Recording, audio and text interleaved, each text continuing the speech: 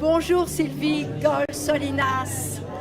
Bonjour Nicole. C'est un véritable plaisir de vous recevoir, plaisir renouvelé puisque nous nous sommes rencontrés pour la première fois il y a 4 ans. C'est cela, oui. À propos de votre livre sur le parcours de Rosa Goldmark.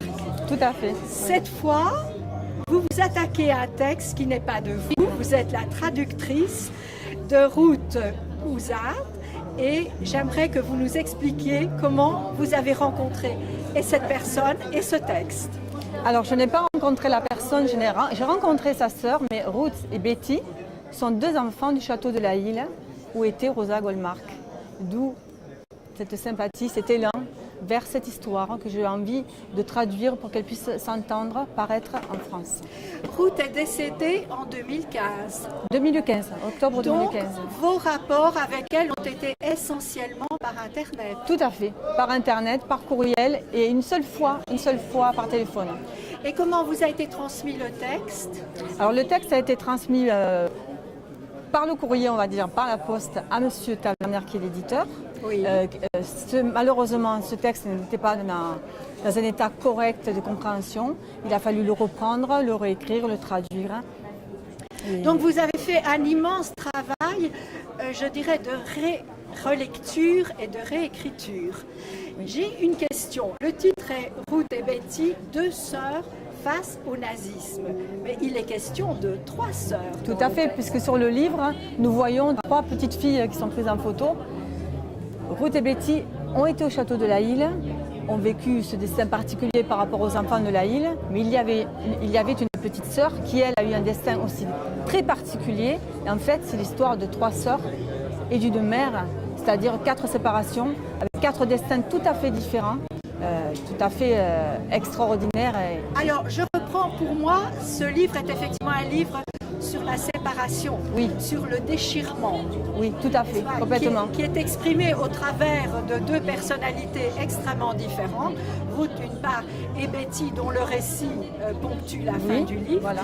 Pourrez-vous me dire comment vous avez ressenti la différence d'approche, même circonstance entre Ruth et Betty? Il y a beaucoup de différences parce que Ruth est partie et a quitté le château. Betty est restée. Donc elle a continué ce que les enfants de la Île et les survivants ont pu raconter. Ruth, elle est partie à Lyon, elle est partie à Grenoble et petit à petit elle est rentrée dans la résistance. Voilà, c'est Elle la a un grande parcours qui différence. conduit à une identité. Ah oui, totalement. Et c'est devenu son principal but parce que cette résistance voulait l'amener après à aider à la création de l'État d'Israël. Absolument. Elle actionnait, si j'ose dire, petit à petit pour son peuple, pour sa famille, les faire revenir, mais pour son peuple. Au-delà de ce parcours géographique incroyable de Ruth, on évoque son parcours psychologique de résistante et elle devient un combattant pour l'État d'Israël. Comment ressentez-vous le parcours de Betty, sa sœur, par rapport à elle? Betty a beaucoup souffert d'être séparée de sa sœur, de sa famille. Je l'ai ressentie beaucoup plus fille sentimentale et touchée dans sa chair et dans son cœur par tout ce qui s'est passé. Ruth, elle a dû foncer, elle ne pouvait pas faire autrement. Il fallait survivre. Il fallait survivre, elle s'est trouvée dans des circonstances où on a froid, où on a faim et où personne ne l'a protégée. Et après, c'est elle qui sauvait.